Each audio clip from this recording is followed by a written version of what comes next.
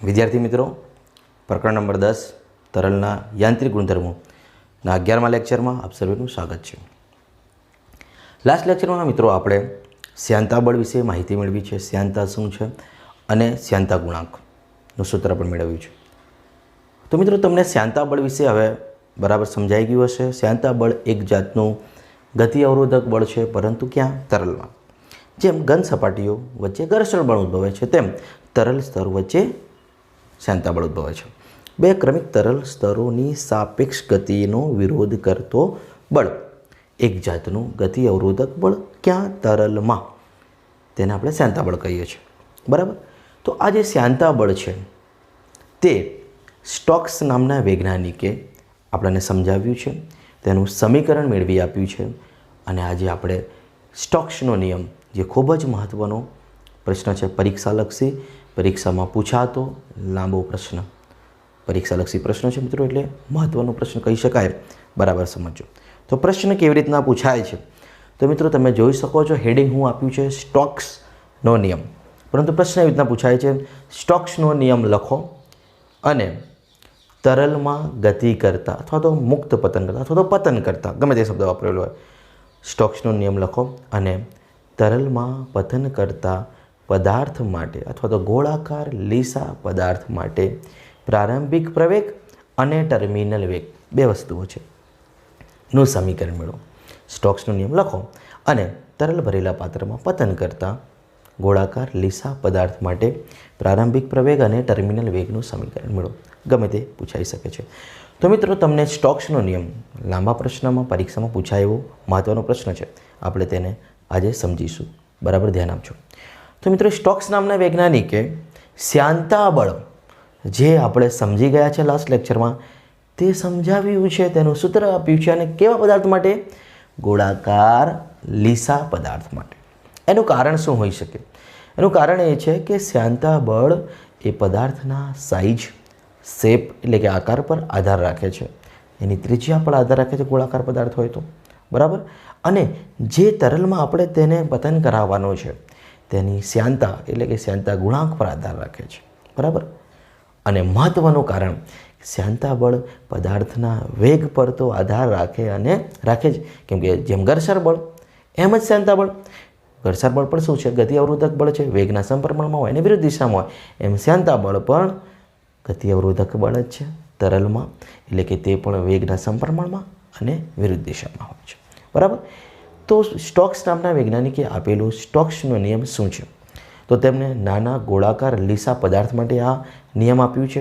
એટલે જે સૂત્ર આપણે અહીંયા મેળવીશું, FV = 6π/RV, જે સ્ટોક્સ બળનું સમીકરણ છે, સ્ટોક્સ નામના વૈજ્ઞાનિકે આપેલું, તે કયા પદાર્થ માટે છે? લીસા, નાના અને ગોળાકાર પદાર્થ માટે છે. બરાબર. આ ધ્યાન રાખજો. તો સ્ટોક્સ નામના વૈજ્ઞાનિકે કહ્યું કે જ્યારે કોઈ ઘન પદાર્થ, અહીંયા ગોળો, સ્મોલ m નો ગોળો તરલમાં ગતિ કરે છે, તરલની અંદર, અહીંયા જોઈ શકો છો, તરલમાં ગતિ કરે છે. શ્યાન પ્રવાહી, તરલ અહીંયા કેવું હોવું જોઈએ? શ્યાન. બરાબર. તો આ શ્યાન પ્રવાહીમાં અથવા તો શ્યાન તરલમાં કોઈ ઘન પદાર્થ ગતિ કરે છે, પતન કરે છે, જે શબ્દ વાપરવો આપણે વાપરી શકીએ, ત્યારે તે શું કરે છે? તરલ સ્તરોને પોતાની સાથે ઘસેડે છે. આ ગોળો તરલમાં ડૂબશે, ડ્રોપ થશે, તો પોતાની સાથે તરલ સ્તરોને ઘસેડતો જશે.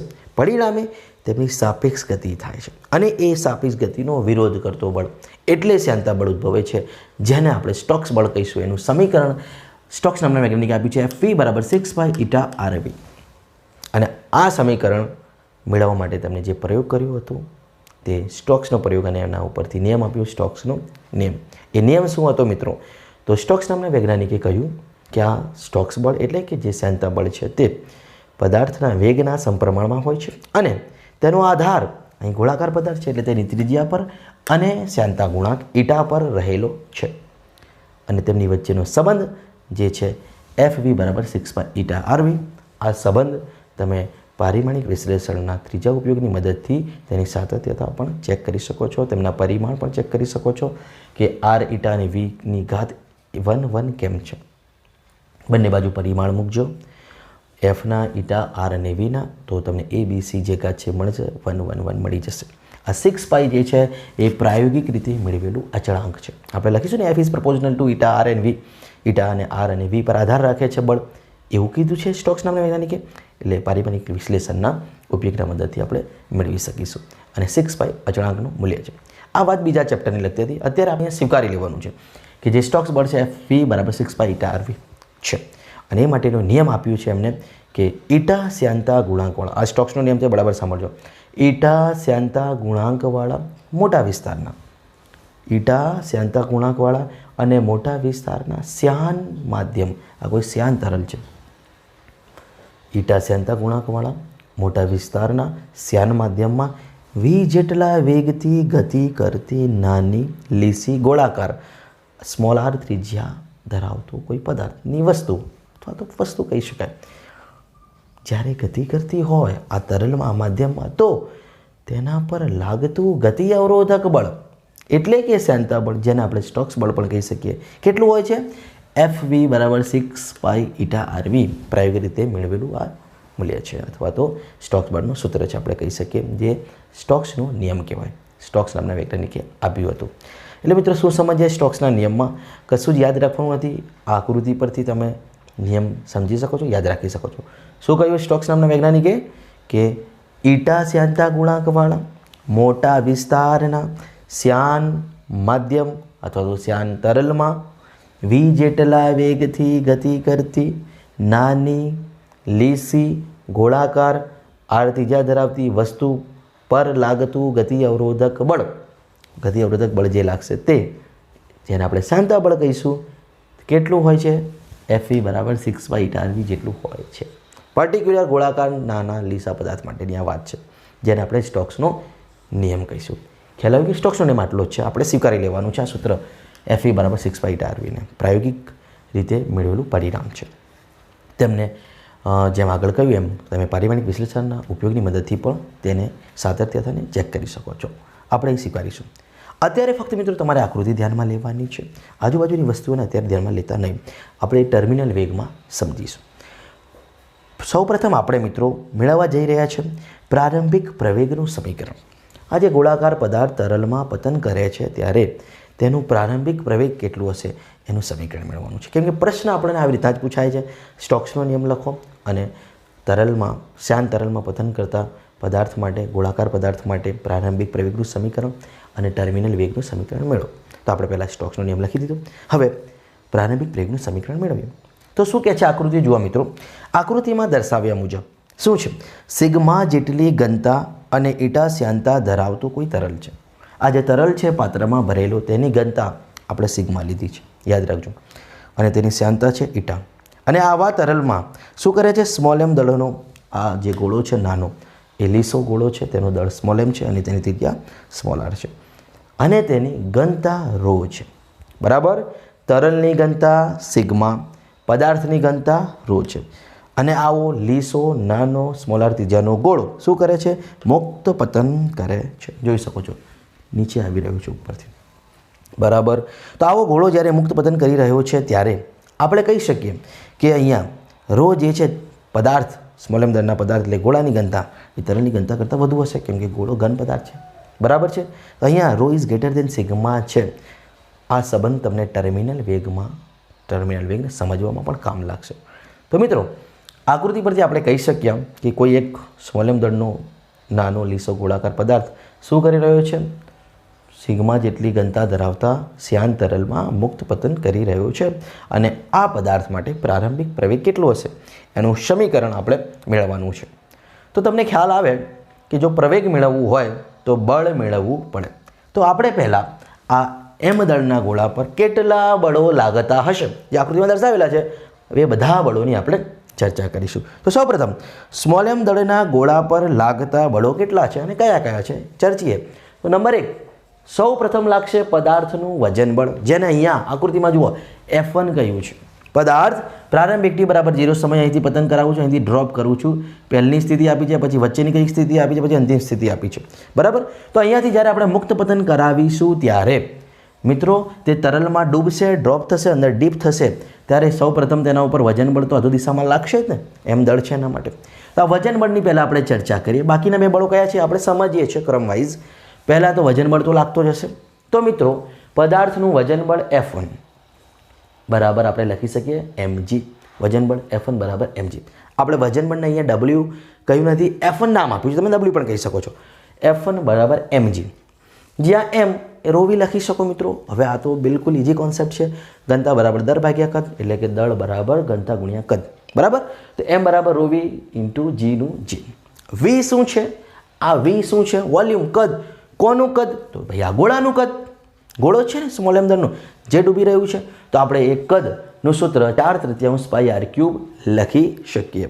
તો હું સંપૂર્ણ સૂત્ર F1 બરાબર લખી શકું v ની જગ્યા પર 4/3 પાઈ r ક્યુબ, અને ρ એમનું એમ છે, g એમનું એમ છે, અને એને નામ આપું સમીકરણ 1. એના ચિહ્ન દર્શાવે છે તે અધો દિશામાં લાગે છે. વજન બળ હંમેશા અધો દિશામાં લાગે છે, તમે બધા જાણો છો, બરાબર. તો આ વાત થઈ ફક્ત કયા બળની? ગોળાના વજન બળની. જે આપણો ગોળો છે, જે તરલમાં ડૂબી રહ્યો છે, તેના પર લાગતું આ વજન બળ છે. બળોની ચર્ચા કેમ કરીએ છીએ? પ્રવેગ મેળવવું છે તો પહેલાં બળ મેળવવા પડશે. તો ન્યૂટનની ગતિના બીજા નિયમ એ બરાબર ma થી પ્રવેગ મળી જશે. ઓકે, ચલો બીજો કયો બળ લાગશે? તો હવે જે બળ લાગવાના છે તે ઉધ્વ દિશામાં લાગવાના છે. નંબર 2, પ્રવાહીનો ઉત્પ્લાવક બળ, જેને આપણે નામ આપ્યું છે F2. અપથ્રસ્ટ જેને કહેવાય, પ્રવાહીનો ઉત્પ્લાવક બળ તો લાગતો જશે, કેમ કે તરલમાં ડૂબી રહ્યું છે, તો તરલનો ઉત્પ્લાવક બળ લાગવાનો જ છે. તો મિત્રો એ બળ તમને ઉર્ધ્વ દિશામાં લાગશે. અહીં જોઈ શકો છો ગોળા પર અપથ્રસ્ટ F2, જેને આપણે નામ આપી દીધું છે. અને કેટલું હશે? તો F2 બરાબર આપણે લખી શકીએ mw, સફિક્સમાં w છે, એટલે કે mw શું સૂચવે છે? તો મિત્રો ગોળો જે છે પોતાના કદ જેટલું પાણી વિસ્થાપિત કરશે, અને એ પાણીના દળના લીધે લાગતું બળ, એટલે F2 બરાબર mwg. ખ્યાલ આવે છે? જેમ અહીંયા F1 બરાબર mg હતું, અહીં mw એટલે કે પાણી જેટલું ખસશે, ગોળો પોતાના કદ જેટલું પાણી વિસ્થાપિત કરશે, તેના લીધે લાગતું બળ. અપથ્રસ્ટ એટલે કે ઉત્પ્લાવક બળ mw ઇન્ટુ g. ફરીથી mwની જગ્યા પર આપણે લખી શકીએ સિગ્મા v. અહીંયા ρ v લખ્યું હતું કેમ કે તરલ, અહીંયા તરલની વાત નહોતી, અહીંયા કોની વાત હતી? ગોળાની. અને ગોળાની ઘનતા ρ હતી. આ દળ કોનું હતું? ગોળાનું. આ દળ કોનું છે? પાણીનું. તો અહીં વાત કોની છે? તરલની. એટલે કે અહીંયા ઘનતા કોની આવે? તરલની. એટલે સિગ્મા ઇન્ટુ v. આ નાના નાના કન્સેપ્ટ સમજો. આપણે અહીંયા વિગતવાર કહ્યું છે કે તરલની ઘનતા સિગ્મા છે, યાદ રાખજો. તરલની ઘનતા સિગ્મા છે, ગોળાની ઘનતા ρ છે. ભૂલ ના પડે મિત્રો. તો જ્યારે પદાર્થની વાત હોય તો તેમાં ઘનતા ρ વાપરવાની, તરલની વાત હોય તો ઘનતા સિગ્મા વાપરવાની, બરાબર.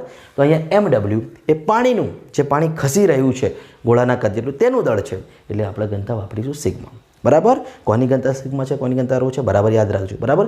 તમે ρ અને સિગ્માની જગ્યા પર ρ અને ρ0 પણ લઈ શકો છો. આપણે અલગ અલગ એટલા માટે લીધા કે ભૂલ પડે નહીં. ઓકે, ચાલો. તો હું mની જગ્યા પર સિગ્મા v ઇન્ટુ g એમનું એમ મૂકી શકું. ફરીથી v વોલ્યુમ છે, એને 4/3 પાઈ r ક્યુબ લખી શકો, ગોળાનું કદ, ઇન્ટુ સિગ્મા ઇન્ટુ g એમનું એમ. અને આની દિશા ઉપર ઉધ્વ દિશામાં છે, જોઈ શકો છો. ઉત્પ્લાવક બળ અપથ્રસ્ટ હંમેશા ઉધ્વ દિશામાં લાગે, વજન બળ અધો દિશામાં લાગે. તો 2 બળની વાત પૂરી થઈ.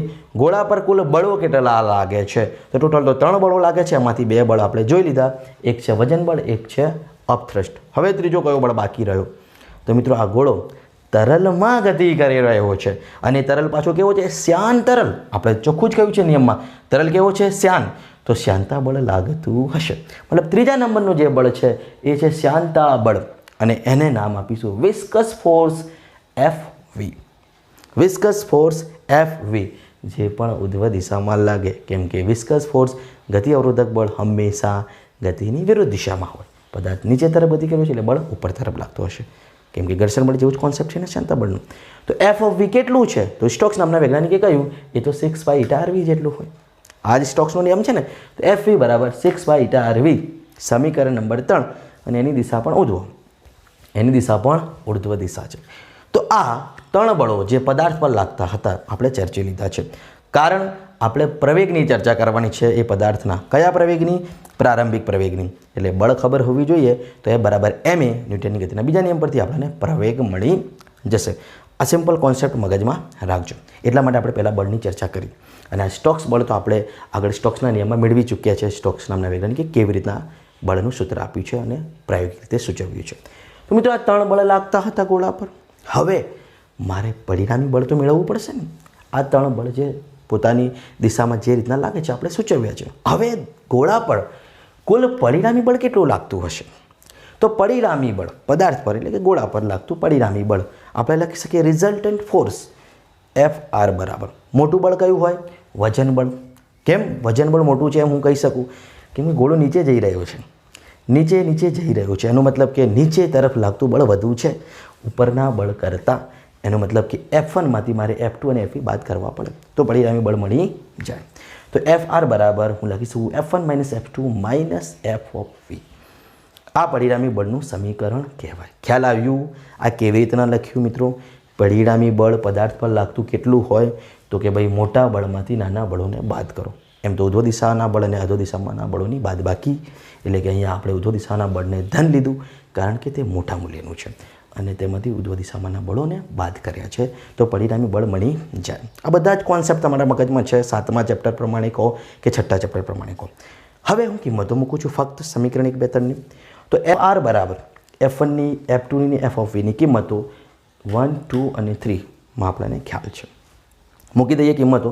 તો મિત્રો જો F1માં 4/3 પાઈ આર ક્યુબ રો જી, અહીંયા 4/3 પાઈ આર ક્યુબ સિગ્મા જી, મતલબ કે જુદું જે છે એ રો અને સિગ્મા છે, બાકી બધું સેમ છે.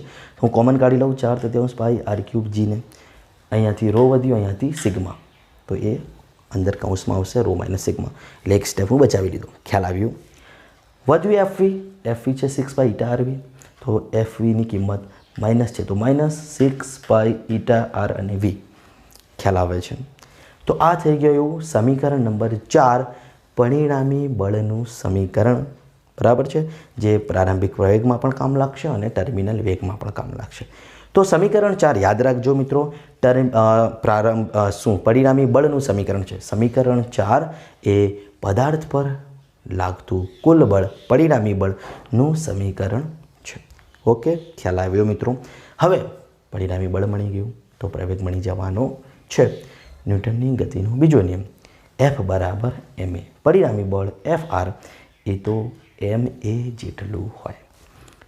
પ્રવેગ માટે આપણે શું કહી શકીએ? ફરીથી પરિણામી બળ Fr ઇઝ ઇક્વલ ટુ ન્યૂટનની ગતિના બીજા નિયમ મુજબ ma સફિક્સમાં છે 0, કેમ કે અહીંયા પ્રારંભિક પ્રવેગની વાત છે. કોની વાત છે? પ્રારંભિક. એટલા માટે હું પહેલી જ આકૃતિની વાત કરું છું, બાકીની બે આકૃતિઓ પછી ચર્ચીશું ટર્મિનલ વેગમાં. બરાબર?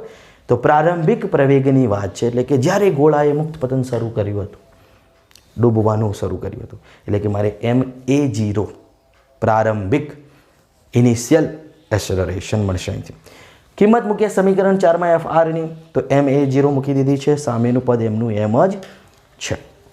મગજમાં વાત ઉતરે છે મિત્રો?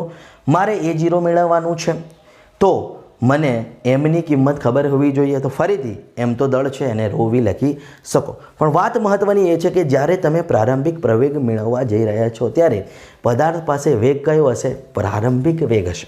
તો અહીંયા જે 6 પાઈ ઈટા આરવીમાં જે v છે એ હવે આપણે v0 કેમ લખીએ છીએ એ કારણ સમજો કે અહીં v એ v0 એટલે કે પદાર્થનો વેગ એ પ્રારંભિક વેગ હશે, કારણ કે શરૂઆતની સ્થિતિ છે, પદાર્થ આપણે ડૂબવા માટે, ડ્રોપ કરવા માટે છોડ્યું છે, તો t બરાબર 0 સમયે તેનો વેગ v0 એટલે કે પ્રારંભિક વેગ કેવો હશે? 0 હશે. અને ત્યારે તેના પાસે કોઈ પણ જાતનું Fv એટલે કે વિસ્કસ ફોર્સ હશે નહીં, શાંતાબળ હશે નહીં, કેમ કે શાંતાબળ ગતિ અવરોધક બળ, વેગના સમપ્રમાણમાં વેગ વધે તો તે વધે, વેગ 0 તે 0. અહીંયા મુક્ત પતન કરવા માટે પદાર્થનો પ્રારંભિક વેગ 0 હોય, આપણે જાણીએ છીએ, એટલે કે ત્યારે તેનો વિસ્કસ ફોર્સ પણ 0 હશે, કેમ કે વિસ્કસ ફોર્સ વેગ સાથે વધે, વેગ સાથે ઘટે. બરાબર? તો મિત્રો v0 હોય તો Fv પણ 0 હોય. સૂત્રમાં જોઈ શકો છો vની કિંમત 0 તો Fv 0 થાય. ખ્યાલ આવે છે? તો મિત્રો અહીં લખી શકું કે પ્રારંભિક સમયે મારે જ્યારે પ્રારંભિક પ્રવેગ મેળવવું છે ત્યારે v બરાબર, જેને આપણે v0 કહીએ, પ્રારંભિક વેગ એ 0 હશે, કેમ કે પદાર્થ મુક્ત પતન કરે છે. મુક્ત પતનનો કિસ્સો પ્રારંભિક વેગ 0 હોય ત્યારે આપણે અહીંયા v0ની કિંમત 0 મૂકીશું અને આ જે m છે તેની જગ્યા પર મૂકીશું રો v એટલે કે 4/3 પાઈ આર ક્યુબ રો. v એટલે વોલ્યુમ, 4/3 પાઈ આર ક્યુબ ગોળાનું કદ. ફરીથી આપણે એમની કિંમત આ મૂકી છે, બીજું કશું કર્યું નથી. બરાબર? એટલે જે પરિણામી બળનું સમીકરણ છે તેના પરથી પ્રવેગ મેળવવા પરિણામી બળને ન્યૂટનની ગતિના બીજા નિયમ મુતાબિક ma લખ્યું. a0નું કારણ પ્રારંભિક પ્રવેગ મેળવવા માટે a0 એટલે પ્રારંભિક પ્રવેગ હોય તો વેગ પર પ્રારંભિક લેવું પડે આપણે, અને મુક્ત પતન કરતો હોવાથી તે વેગ 0 છે. બરાબર? અને દળની જગ્યા પર રો v, vની જગ્યા પર 4/3 પાઈ આર ક્યુબ. ખ્યાલ આવશે? એટલે બધી જ સિમ્પલ માહિતી છે અહીંયા. ઓકે, હવે કિંમતો મૂકો. આ v0 તો 0 છે એટલે આ પદ નીકળી જશે અને એમની જગ્યા પર આપણે 4/3 પાઈ આર ક્યુબ રો મૂકી દઈએ તો આપણને મળશે 4/3 પાઈ આર ક્યુબ રો એમની જગ્યા પર, A0 એમના એમ છે, જોઈ શકો છો આ A0 એમના એમની જગ્યા પર આપણે કિંમત મૂકી છે, બીજું કશું કર્યું નથી. સામે વધશે 4/3 પાઈ આર ક્યુબ જી ઇન્ટુ રો માઇનસ સિગ્મા. આ પદ એમનું એમ, આ પદ શૂન્ય થયું છે કેમ કે તેમાં પ્રારંભિક વેગ છે v0 અને એ તો શું છે, t બરાબર 0 સમયે 0 છે. પ્રારંભિક વેગ 0 હોય કારણ કે પદાર્થ મુક્ત પતન કરે છે. ઓકે, તો એ વેગ શૂન્ય છે. ખ્યાલ આવે છે મિત્રો? તો અહીંયા આપણે એને 0 લખી દઈશું સંપૂર્ણ પદને. જે વધ્યું તે કેટલું વધ્યું તો જુઓ 4/3 પાઈ આર ક્યુબ, અહીંયા પણ 4/3 પાઈ આર ક્યુબ કેન્સલ, અહીંયા રો અને A0 વધશે, અહીંયા વધશે જી રો માઇનસ સિગ્મા. 0 લખવાની જરૂર નથી. ખ્યાલ આવે છે? જે ઉડતું હતું એવું લાગ્યું છે. આપણે જરૂર કોની છે? A0ની. મારે તો પ્રારંભિક પ્રવેગનું સમીકરણ મેળવવું છે ને, તો હું એને સૂત્રનું કરતા બનાવીશ. તો A0 બરાબર જી ઇન્ટુ રો માઇનસ સિગ્મા, આ રો આવી ગયો છેદમાં સમીકરણ 5 જે પ્રારંભિક પ્રવેગનું સમીકરણ છે. તો મિત્રો અહીંયા આપણે પહેલા પોર્શનને પૂર્ણ કર્યું કે સ્ટોક્સનો નિયમ લખો અને પ્રારંભિક પ્રવેગનું સમીકરણ મેળવો. તો સ્ટોક્સનો નિયમ આપણે લખ્યો, સમજ્યો અને પ્રારંભિક પ્રવેગનું સમીકરણ, પદાર્થના પ્રારંભિક પ્રવેગનું સમીકરણ મેળવ્યું. પ્રારંભિક કે જ્યારે પદાર્થે મુક્ત પતન કરવાની શરૂઆત કરી આ તરલમાં, બરાબર, આ સ્થિતિની વાત છે, તો ત્યારે તેનો પ્રારંભિક પ્રવેગ કેટલો હોય આપણે આ સમીકરણથી મેળવી શકીએ છીએ. તો અહીંયા આપણે પ્રશ્નનો એક ભાગ પૂર્ણ કર્યો. ખ્યાલ આવી ગયું? સ્ટોક્સનો નિયમ અને પદાર્થનો પ્રારંભિક પ્રવેગ. હવે બાકીની જે માહિતી છે એ ટર્મિનલ વેગમાં છે. તો મિત્રો કેસ નંબર 2 અહીંયા ટર્મિનલ વેગ માટે પદાર્થનો ટર્મિનલ વેગ અહીંયા આપણે ચર્ચવાનું છે. તો સૌપ્રથમ હું વાત કરીશ કે ટર્મિનલ વેગ કોને કહેવાય. ટર્મિનલ વેગ ક્યાં જોયું છે તમે મિત્રો? જે સ્ટોક્સના નિયમમાં ભણવામાં આવે છે, પરંતુ તમે વર્ષોથી જુઓ છો. તો મિત્રો વરસાદના ટીપા તો તમે ખાધા હશે, શરીર પર લાગે છે. બંદૂકની ગોળીની માફક તો નથી લાગતા ને? લાગે છે ખરા, સહેજ આપણને ખ્યાલ આવે છે કે વાગે છે, પરંતુ આર પાર તો નીકળી નથી જતા ને સાહેબ, એવું કેમ કહો છો? તો મિત્રો વરસાદનું ટીપું જે છે ખૂબ લાંબા અંતરથી, વાદળોથી આપણા સુધી મોટો અંતર કાપીને આવે છે અને પાછું મુક્ત પતન કરે છે, અચળ પ્રવેગી ગતિ કરે છે એવું કહી શકાય. જો તે અચળ પ્રવેગી ગતિ કરતો હોય એટલે કે તેના વેગમાં ફેરફાર થતો હોય તો મિત્રો વેગ વધતો હોય. અચળ પ્રવેગી ગતિ કરતો પદાર્થ આવે તો તેના વેગમાં સદંતર વધારો થતો રહે ને. તો મિત્રો એ વેગ વધતો આવે તો આપણા સુધી આવતા એ ટીપાનો વેગ કેટલો બધો થઈ જાય અને આપણને કેટલો વાગે વિચાર કરો. માની લો કે વરસાદનું ટીપું એક નાનકડો ગોળાકાર ઘન પદાર્થ છે એવું માની લો, છરો છે નાનકડો, અને તેને ખૂબ ઊંચાઈએથી હું ફેંકું છું, તો પછી કેવું વાગશે? પણ આપણને વાગતું નથી. એનું કારણ છે ટર્મિનલ વેગ. આપણે સમજીશું અત્યારે તેને કેમ નથી વાગતું, નોર્મલ વાગે છે, એનું કારણ શું છે એ ટર્મિનલ વેગ આપણને સમજાવશે. તો ટર્મિનલ વેગને આપણે પહેલાં આકૃતિ પરથી સમજ્યા. જે આ બે આકૃતિઓ બાકી રાખી છે આજુબાજુની વસ્તુઓ, એ ટર્મિનલ વેગ માટે છે, જેમ તમને હું શરૂઆતમાં કહ્યું. તો મિત્રો તમે જોઈ શકો છો આકૃતિના અંદર, જ્યારે હું પદાર્થને મુક્ત પતન કરાવું છું ત્યારે તેનો પ્રારંભિક વેગ શૂન્ય હશે અને વેગ શૂન્ય હોવાથી ત્યારે તેના પાસેનું FV એટલે કે શ્યાનતા બળ શૂન્ય હશે, કેમ કે શ્યાનતા બળ વેગના સમપ્રમાણમાં હોય. તો પ્રારંભિક સ્થિતિમાં FV શૂન્ય હશે કેમ કે વેગ શૂન્ય છે, આપણે જોઈ શકીએ છીએ. હવે પદાર્થ મુક્ત પતન કરી રહ્યું છે કારણ કે F1 વજન બળ અધો દિશામાં લાગતું મોટા મૂલ્યનું બળ છે, તેની સામે આ બંને બળોનો સરવાળો કેવો છે? ઓછા મૂલ્યનું છે, મતલબ કે તેનું મૂલ્ય ઓછું છે. એટલે આપણે કહી શકીએ અહીંયા F1 વજન બળ એ F2 અને F3ના સરવાળા કરતાં ખૂબ મોટો છે. એટલે કે પદાર્થની દિશા, ગતિની દિશા, પદાર્થના પરિણામી બળની દિશા F નેટ, તેના પર લાગતો બળ અધો દિશામાં હશે, એટલે કે તેનું એક્સલરેશન પ્રવેગ પણ અધો દિશામાં હશે. બળની દિશામાં પ્રવેગની દિશા હોય અને અહીંયા Vમાં વધારો થશે, વધશે, વેગ વધશે કેમ કે પદાર્થને કંઈક હવે પ્રવેગ મળી રહ્યો છે, મુક્ત પતન કરી રહ્યો છે, બરાબર, એટલે તેને કંઈક પ્રવેગ મળી રહ્યો છે, એટલે કે તેના વેગમાં વધારો થશે, બરાબર. પ્રારંભિક વેગ શૂન્ય હશે કેમ કે મુક્ત પતન કરે છે, પરંતુ હવે જેમ જેમ આગળ વધશે આ કન્ડિશનમાં જુઓ તો આગળ આવ્યું છે, કેવી રીતના આવ્યું છે? તો પ્રવેગિત ગતિ કરીને આવ્યું છે, એટલે કે વેગમાં વધારો થઈ રહ્યો છે. વેગમાં વધારો થાય તો શ્યાનતા બળમાં પણ વધારો થાય, કેમ કે શ્યાનતા બળ એ વેગના સમપ્રમાણમાં છે. તો મિત્રો જેમ જેમ પદાર્થ નીચે આવતો જશે તેમ તેમ તેનો વેગ વધશે. આપણે જોઈ શકીએ છીએ વેગ વધશે એટલે કે તેનું શ્યાનતા બળ પણ વધશે, બરાબર. આ જે F2 છે F1 છે એ તો કોમન વસ્તુ છે, વજન બળ જે છે એ લાગે છે એ છે, F2 ઉત્પ્લાવક બળ જે લાગે છે એ છે, વધે છે કોણ? FV શ્યાનતા બળ. કેમ? પદાર્થનો વેગ વધે છે, શ્યાનતા બળ વેગના સમપ્રમાણમાં છે. તો શરૂઆત t બરાબર 0થી આગળ વધી રહ્યો છે ત્યારે ધીમે ધીમે વેગમાં વધારો થઈ રહ્યો છે અને શ્યાનતા બળ પણ તેની સાથે વધી રહ્યું છે. અહીં હું સાંકેતિક ભાષામાં લખ્યું છે. તો આ કન્ડિશનમાં આવશે ત્યારે વેગ વધતો હશે એટલે કે શ્યાનતા બળ પણ વધતો હશે, પણ કેટલો વધતો હશે કે તે કન્ડિશનમાં પણ માની લઈએ કે F2 અને FVનો સરવાળો F1 કરતાં નાનો જ છે. એટલે કે જ્યારે પદાર્થ અહીંયા છે ત્યારે પણ તેનું વજન બળ એ બંને બળો જે અપથ્રસ્ટ એટલે કે ઉત્પ્લાવક બળ અને શ્યાનતા બળના સરવાળા કરતાં વધુ છે. એટલે અહીંયા સંતુલન સ્થપાતું નથી અને વજન બળ વધુ હોવાથી પદાર્થ અધો દિશામાં જ ગતિ કરતો જાય છે. એટલે કે આ બે કન્ડિશન માટે હું અહીંયા લખ્યું છે કે F1 F2 અને FVના સરવાળા કરતાં વધુ છે. એટલે કે પરિણામી બળની દિશા અધો દિશા હોય, એટલે કે પરિણામી પ્રવેગની દિશા પણ અધો દિશામાં હોય અને વેગમાં સદંતર વધારો થતો રહે. બરાબર. ધીમે ધીમે જ્યારે વેગ વધતો જશે અને પદાર્થ નીચે આવતો જશે અને એક ક્ષણ એક કન્ડિશન એવી આવશે કે વેગના વધારા સાથે F(v)નો વધારો, વેગના વધારા સાથે ત્રીજી આકૃતિની વાત કરું છું, F(v)નો વધારો એટલો થઈ જશે કે હવે FV અને F2નો સરવાળો જે ઉધ્વ દિશામાંના બળ છે કોના જેટલો થઈ જશે? અધો દિશામાંના બળ જેટલો. કોઈ એક કન્ડિશન એવી આવશે, કોઈ એક ક્ષણ એવી આવશે તરલમાં પદાર્થની ગતિની અવસ્થામાં કોઈ એક ક્ષણ એવી આવશે કે પદાર્થ પર લાગતો કુલ બળ શૂન્ય થઈ જશે. કેમ કે અધો દિશામાંનું વજન બળ જેટલું જ ઉધ્વ દિશામાં લાગતા બે બળો અપથ્રસ્ટ એટલે કે ઉત્પ્લાવક બળ અને FV એટલે કે શ્યાનતા બળનું મૂલ્ય થઈ જશે. સમજો છો ને હું શું કહેવા માંગુ છું?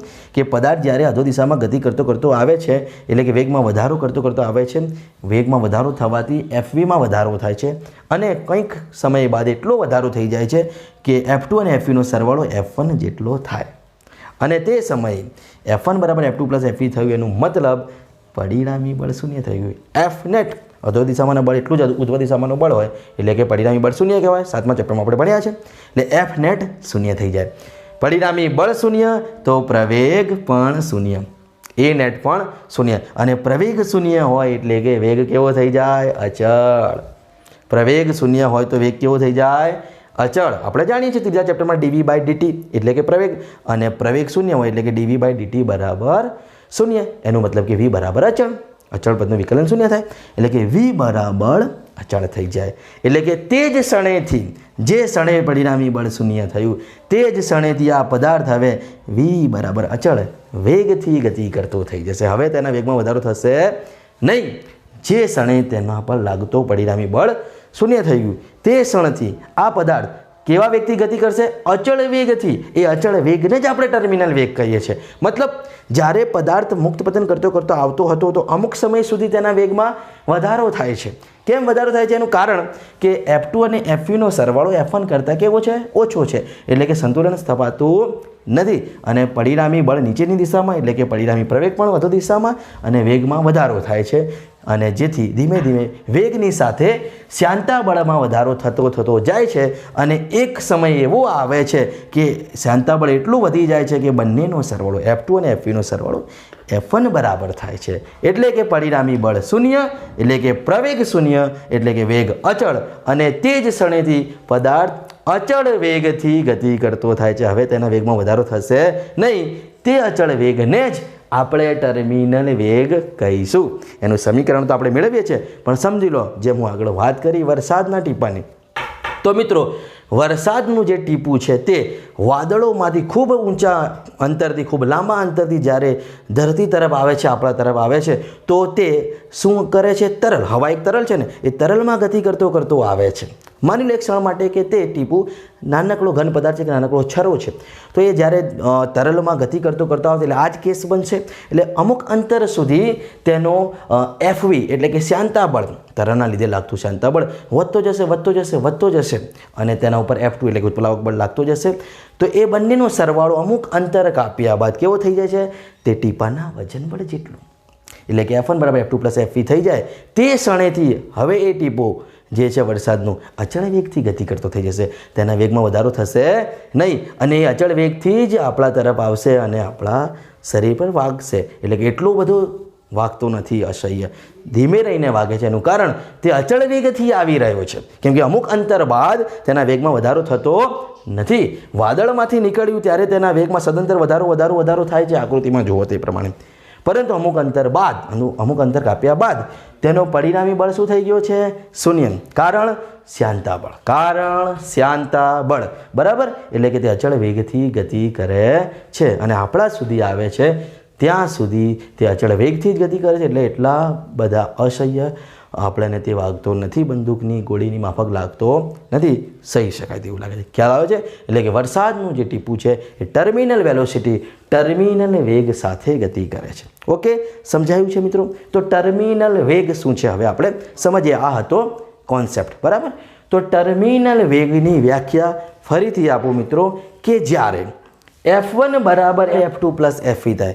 વ્યાખ્યાને આપણે શબ્દોમાં લખીશું કે જ્યારે F1 બરાબર F2 પ્લસ F3, એનો મતલબ કે અધો દિશામાં લાગતું વજન બળ અને ઉર્ધ્વ દિશામાં લાગતા બે બળો ઉત્પ્લાવક બળ અને શ્યાનતા બળનો સરવાળો સમાન થાય. F1 બરાબર F2 પ્લસ F3 થાય, એનો મતલબ કે પરિણામી બળ શું થાય? F નેટ શૂન્ય. પરિણામી બળ શૂન્ય થયું એટલે કે પરિણામી પ્રવેગ શૂન્ય થશે, એટલે કે વેગ અચળ થઈ જશે. આ અચળ વેગને આપણે ટર્મિનલ વેગ કહી શકીએ. તો ટર્મિનલ વેગની વ્યાખ્યા આપણે એમ આપી શકીએ કે જ્યારે F1 એટલે કે અધો દિશામાં લાગતું આ જે બળ છે પદાર્થ પર, તે F2 પ્લસ F3 ઉર્ધ્વ દિશામાં લાગતા જે બળો છે તેમના મૂલ્ય જેટલું થાય, તે જ ક્ષણેથી શું કરે છે પદાર્થ? અચળ વેગી ગતિ શરૂ કરે છે. કેમ? F1 બરાબર F2 પ્લસ F3 થયું એટલે કે પરિણામી બળ શૂન્ય થયું, એનો મતલબ કે પરિણામી પ્રવેગ શૂન્ય થયું. આ જ ક્ષણેથી, કયા ક્ષણેથી? કે જે ક્ષણે પરિણામી બળ શૂન્ય થઈ ગયું અને પ્રવેગ પણ શૂન્ય થઈ ગયું તેની સાથે, તે જ ક્ષણેથી પદાર્થ અચળ વેગ સાથે ગતિ શરૂ કરે છે. તે અચળ વેગને આપણે ટર્મિનલ વેગ કહી શકીએ. તો આ થઈ ટર્મિનલ વેગની વ્યાખ્યા. ટર્મિનલ વેગ એક જાતનો અચળ વેગ છે. પદાર્થનું પરિણામી બળ શું થઈ જાય છે? શૂન્ય. એટલે તેનું પ્રવેગ શૂન્ય થાય છે અને તે જ ક્ષણેથી પદાર્થ અચળ વેગી ગતિ કરે છે. એ વેગને આપણે ટર્મિનલ વેગ કહીએ. એનો મતલબ કે સમીકરણ 4 જે પરિણામી બળનું સમીકરણ છે, યાદ કરો. હું આગળ કહ્યું કે ટર્મિનલ વેગ માટે પણ આ સમીકરણ વાપરીશું. તો આ સમીકરણ 4 જે પરિણામી બળનું સમીકરણ છે, તેમાં આપણે FR એટલે કે પરિણામી બળનું મૂલ્ય શૂન્ય મૂકીએ તો આ જે વેગ છે એ VT ટર્મિનલ વેગ બની જાય. F નેટ શૂન્ય થાય એટલે કે FR રિઝલ્ટન્ટ ફોર્સ શૂન્ય થાય ત્યારે જે વેગ મળે એ ટર્મિનલ વેગ જે અચળ હોય છે. બરાબર, તો સમીકરણ 4માં FR બરાબર 0 મૂકો તો V શું બની જાય? VT. વ્યાખ્યા મુજબ. બરાબર, તો સમીકરણ 4 પરથી લખી શકીએ FRની કિંમત શૂન્ય. આ બધું છે એમનું એમ, ફક્ત Vની જગ્યા પર VT. કેમ Vની જગ્યા પર VT? કેમ કે જ્યારે પરિણામી બળ શૂન્ય થશે ત્યારે વેગ ટર્મિનલ વેગ થાય. આપણે વ્યાખ્યાને સમજીએ છીએ. બરાબર, તો મિત્રો Vની જગ્યા પર VT મૂકી દીધું. બરાબર, ચલો. તો મારે -6π/r VTને સામે લાવવું પડશે. માઇનસ છે તો પ્લસ થઈ જશે, કેમ કે મારે VTની જરૂર છે સૂત્ર કરતાં બનાવવા માટે. તો 6π/r VT બરાબર 4/3πr³ g × ρ - σ એમનું એમ. આપણે ટર્મિનલ વેગ એટલે કે VTને સૂત્ર કરતાં બનાવીશું, કેમ કે એનું સમીકરણ મેળવવાનું છે. તો VT બરાબર સામે આવશે 4/3πr³ g ρ - σ બાય 6π/r, કેમ કે VTને તો આપણે સૂત્ર કરતાં બનાવ્યું છે. હવે 4/3 અને છેદમાં 6 છે, સાદુરૂપ આપો તો થઈ જાય 2/9, 2/9. આ બધું તો એમનું એમ જે આવડતું હતું એવડાવી દીધું છે. r ની 1 ઘાત ઓછી થઈ જાય છે. બરાબર, તો r² થઈ જશે, પાઈ અને પાઈ કેન્સલ થાય છે. બરાબર, તો 2/9 r² g ρ - σ બાય આ સમીકરણ યાદ રાખવું પડશે દાખલાઓ માટે. એના ઉપર એક દાખલો પણ છે. તો આ જે સમીકરણ બન્યું, સમીકરણ 6 VT ટર્મિનલ વેગનું સમીકરણ છે. VT બરાબર 2/9 r² g ρ - σ બાય ઈટા. આ યાદ રાખવું પડશે, ટર્મિનલ વેગનું સમીકરણ છે એટલા માટે. ખ્યાલ આવે છે? તો સમીકરણ 6 ટર્મિનલ વેગનું સમીકરણ જે આપણે દાખલાઓમાં ઉપયોગ કરીશું એના પરથી MCQ પૂછાય કે ટર્મિનલ વેગ એ ત્રિજ્યાના વર્ગના સમપ્રમાણમાં હોય છે. જુઓ, અને બીજું ρ - σના પણ સમપ્રમાણમાં હોય છે, અને ત્રીજું ઈટાના વ્યસ્ત પ્રમાણમાં હોય છે. આ બધું જ આપણે સમીકરણ 6 પરથી કહી શકીએ છીએ, જે તમે સમજી શકો છો. ટર્મિનલ વેગ પદાર્થની ત્રિજ્યાના વર્ગના સમપ્રમાણમાં, ઈટાના વ્યસ્ત પ્રમાણમાં અને ρ - σના પણ સમપ્રમાણમાં હોય છે. તો આ હતું મિત્રો ટર્મિનલ વેગ. કોનો ટર્મિનલ વેગ? તો જે ગોળાકાર લીસો પદાર્થ આ તરલમાં શું કરી રહ્યો હતો? પતન કરી રહ્યો હતો. તો અમુક અંતર સુધી તેના વેગમાં વધારો થાય છે, કારણ કે સંતુલન સ્થપાતું નથી. જ્યાં સુધી એફ નેટ શૂન્ય ન થાય, એટલે કે પરિણામી બળ શૂન્ય ન થાય, ત્યાં સુધી તેની જે વેલોસિટી છે તેનો વેગ વધતો જશે, એટલે કે તેનું શ્યાનતા બળ એફ ઓફ વી વધતો જશે. અને એક સમય એવો આવશે કે એફ ઓફ વી એટલો વધી જશે કે F2 અને F3નો સરવાળો F1ની બરાબર થઈ જશે, એટલે કે એફ નેટ પરિણામી બળ શૂન્ય, એટલે કે પરિણામી પ્રવેગ શૂન્ય, અને પ્રવેગ શૂન્ય તો વેગ અચળ. આ અચળ વેગને જ ટર્મિનલ વેગ કહી શકીએ છીએ.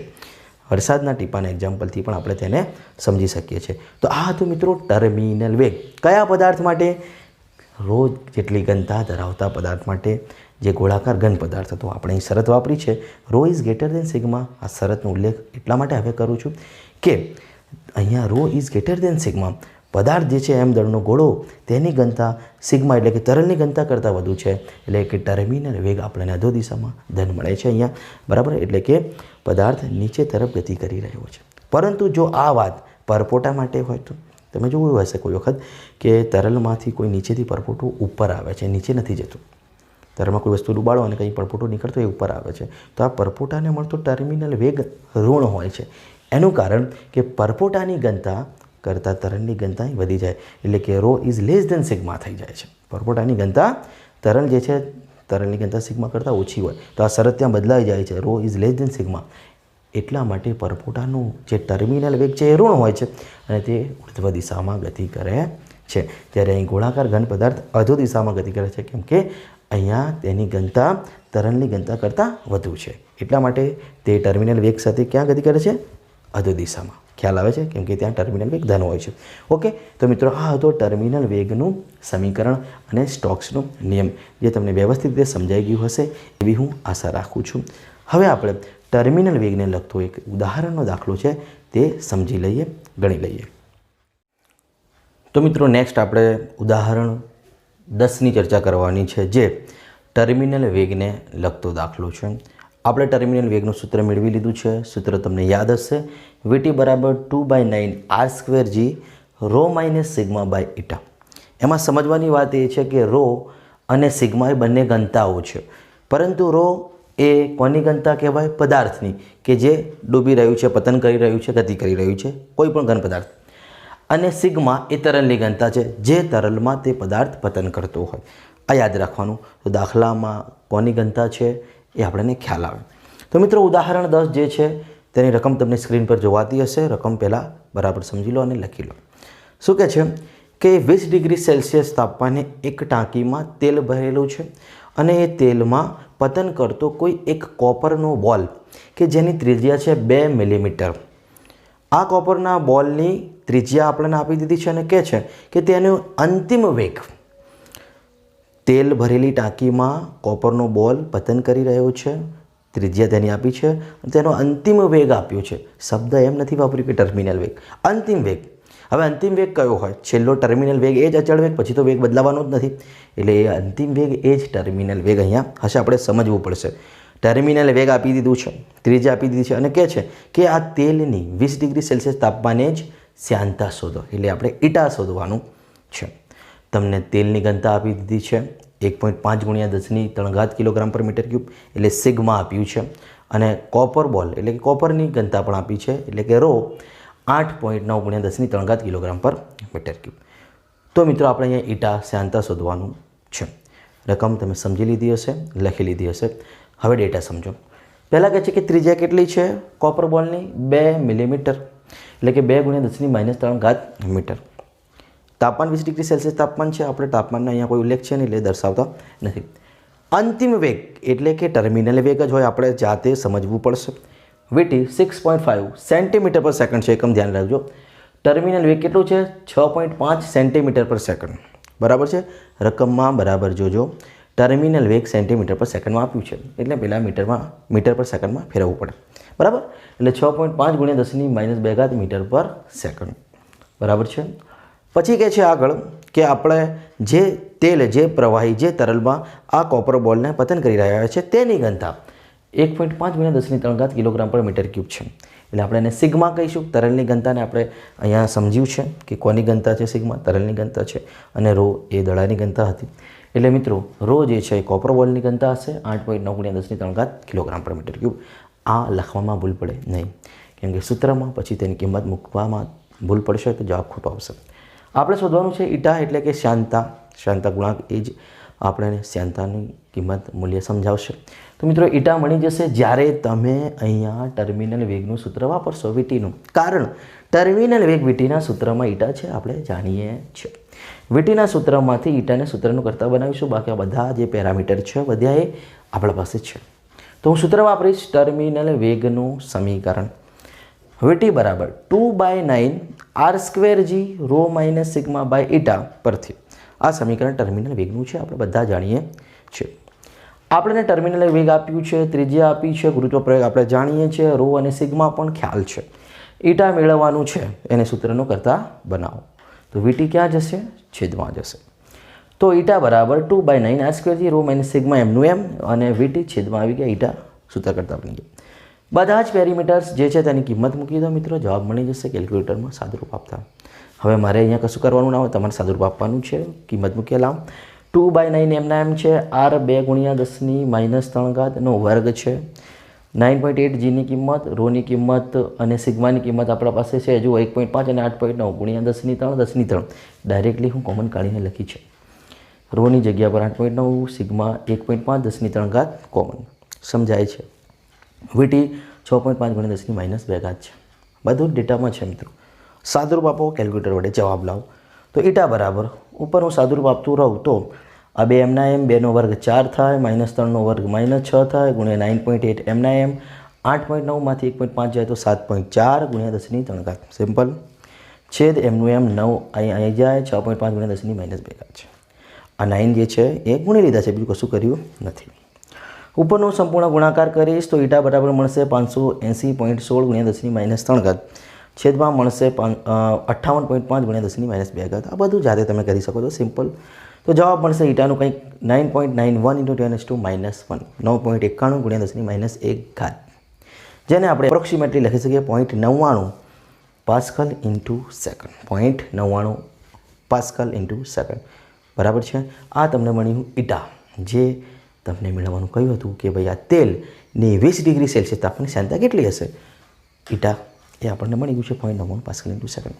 તો મિત્રો આ હતું ઉદાહરણ 10, જે ટર્મિનલ વેગના સૂત્રમાંથી આપણે ઈટાને સૂત્ર કરતા બનાવી અને ટર્મિનલ વેગનો ઉપયોગ કરી અને શ્યાનતા મેળવી શકીએ. તો ટર્મિનલ વેગનું સૂત્ર પણ મહત્ત્વનું છે, તેના પરથી MCQ પણ પૂછાઈ શકે છે. આ જે રો અને સિગ્મા છે એ કોની ઘનતાઓ છે? પદાર્થની ઘનતા રો, તરલની ઘનતા સિગ્મા. MCQમાં પણ તમારે ખાસ સમજવાનું છે. રો અને સિગ્મા ગમે તેની લઈ શકાય, પરંતુ ક્રમ જાળવવું જરૂરી છે. એટલે MCQમાં તમને જ્યારે ટર્મિનલ વેગનું કોન્સેપ્ટ બેઝ દાખલો હોય તો કદાચ ત્યાં તમને ઘનતા શોધવાનું પણ કે ગમે તે શોધવાનું કે બરાબર. સૂત્રમાં ટર્મિનલ વેગના સૂત્રમાં ઈટા પણ છે, રો પણ છે, સિગ્મા પણ છે, આર પણ છે. બાકી બધા પેરામીટર્સ આપ્યા હોય અને કોઈ એક શોધવાનું કહ્યું હોય તો મિત્રો તમે જાતે શોધી શકો એવી હું આશા રાખું છું. આજના લેક્ચરમાં આપણે અતિ મહત્ત્વનો પ્રશ્ન સ્ટોક્સનો નિયમ એટલે શું અને શ્યાન તરલમાં અથવા તો શ્યાન પ્રવાહીમાં પતન કરતા પદાર્થ માટે ગોળા લીસા પદાર્થ માટે પ્રારંભિક પ્રવેગનું સમીકરણ અને ટર્મિનલ વેગનું સમીકરણ મેળવ્યું, જે મહત્ત્વનો પ્રશ્ન છે, પરીક્ષામાં પૂછાયો અને તેને લગતો એક દાખલો પણ કર્યો. તો હું આશા રાખું છું તમે સ્ટોક્સનો નિયમનો આ જે પ્રશ્ન છે એ વ્યવસ્થિત રીતે તૈયાર કરી લેશો, કેમ કે પરીક્ષાલક્ષી પ્રશ્ન છે. ઓકે, આજના લેક્ચરમાં આપણે આટલા સુધી રાખીએ છીએ. હવે નેક્સ્ટ લેક્ચરમાં નેક્સ્ટ ટૉપિક સાથે મળીશું.